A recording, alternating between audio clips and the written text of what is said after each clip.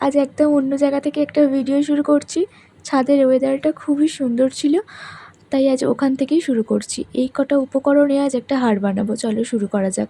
প্রথমেই একটা টোটা সুতোর রিল আর এক টুকরো কাপড় আমি নিয়েছি। এবার এটাকেই আমি ভালোভাবে মুড়িয়ে নেব, তাই আঠা দিয়ে প্রথমটা শুরু করলাম রোল করতে।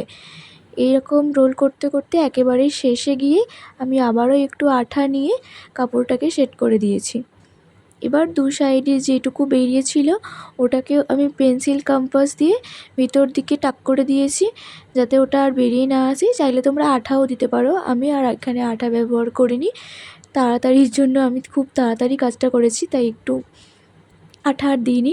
এবার আমি ব্যাক দড়িটা লাগিয়ে নিয়েছি। এবার এই যে কটন বল দুটো দেখছো, এটা আমি ভিতরে ঢুকিয়ে তারপর আমি আঠা দিয়েছি, যাতে আর কোনোটাই বেরোবে না।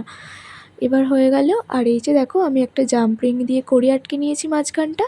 কেমন লাগলো জানিও।